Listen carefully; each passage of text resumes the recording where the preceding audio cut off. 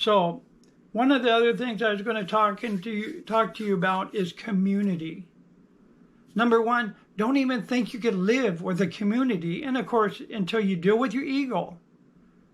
But there's a couple other books that are prerequisites that you must read before you become part of this community. You know, I mean, you could come and visit and check it out, do whatever you want to do, and that's fine. That's great.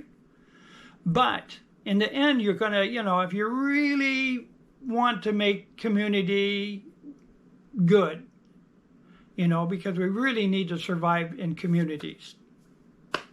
So one of the books that I got years ago, and God always brings me the right books at the right time. So this book here was from this guy, B.F. Skinner, named Walden 2. And this is a little pocketbook that I got. And oh my gosh, it was really enlightening. You know, it's an old book. This was written,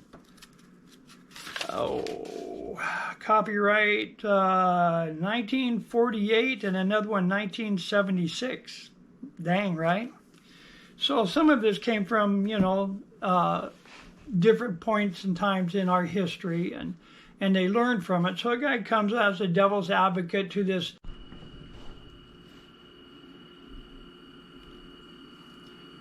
Well, the book basically talks about, you know, being able to intertwine with everything that's around us, and that things are not as they seem, and that if we're going to really work with a community of folks and children, we really have to work together and do it. So it's highly recommended to read that book.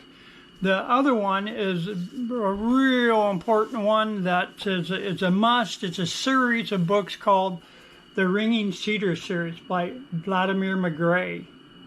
So there's a lot of books here. There's like 9 books, and then there's one online.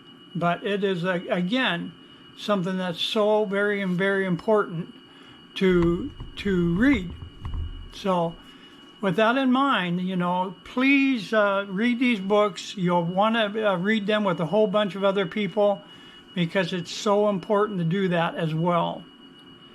Because we had a reading group in Anchorage when I was living down there. I think like 25 people. And I'll tell you what, every 2 weeks, we get together and discuss the different chapters, and it's really powerful.